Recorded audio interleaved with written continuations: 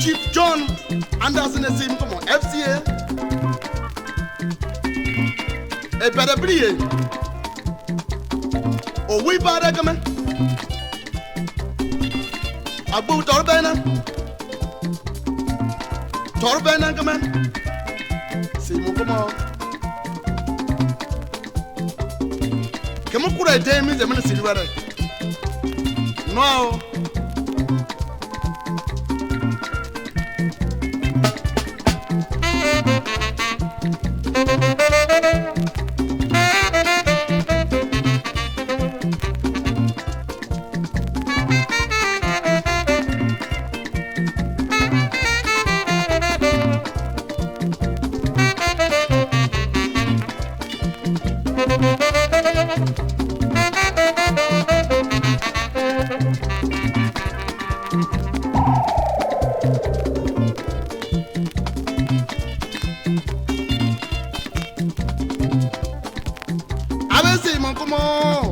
Eseimokumor, come say me no weak kwa mini yo, come say na big kwa mini Eseimokumor.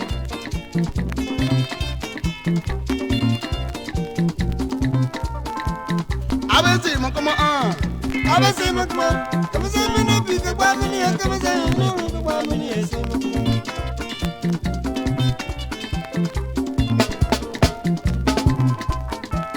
Abo anti Eseimokumor, come say me no weak kwa mini yo, come say na big kwa mini Eseimokumor.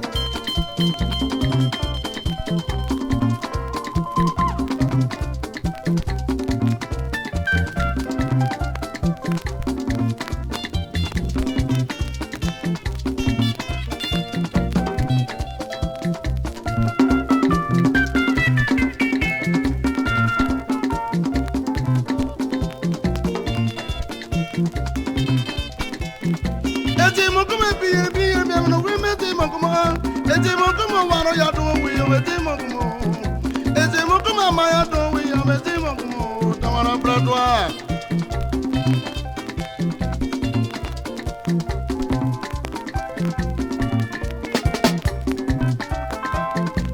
what do the one that come the big lamini yo do the one that come the big lamini Eseimokumor Eseimokumor Akpolla di prayer. Can you babu can you build over?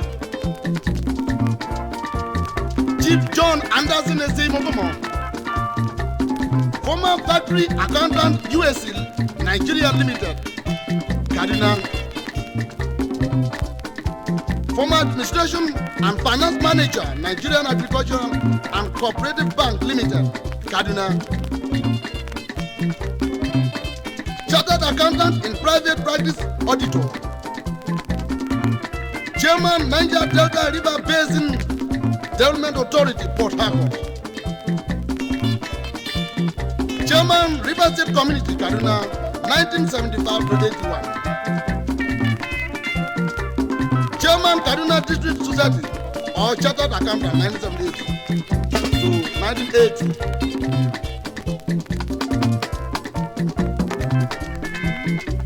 Lion to the farmer, we may say more. Lion to the farmer, we have a same more.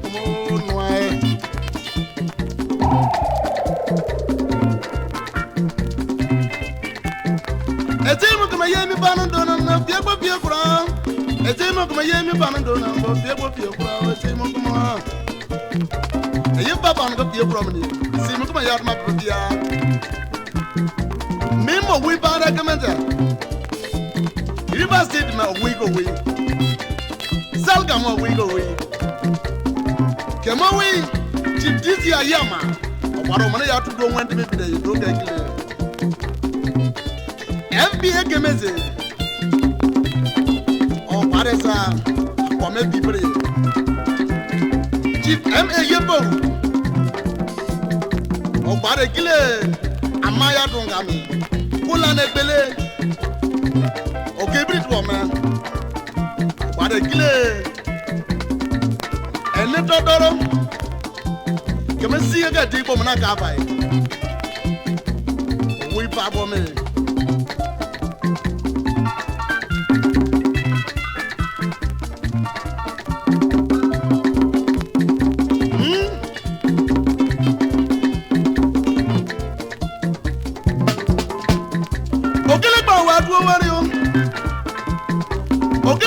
Do Eseimokumor.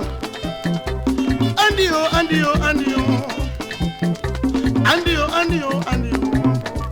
Eseimokumor. Eseimokumor. You say you know we can buy many, you can say in a big buy many, Eseimokumor.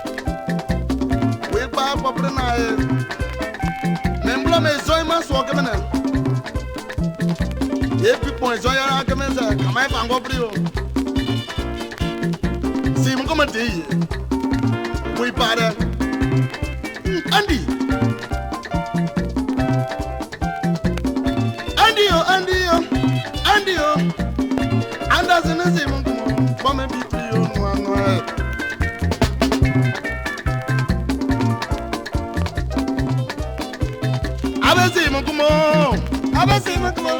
You say you know we can buy many, you can say in a big buy many, Eseimokumor.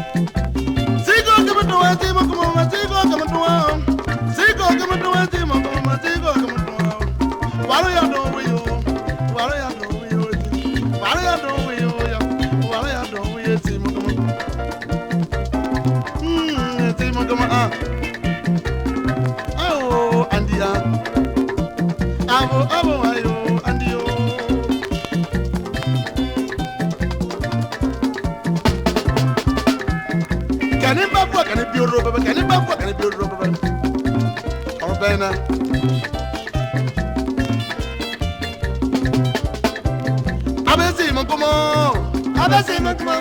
You say in a big buy many, you can say in a big buy many, Eseimokumor.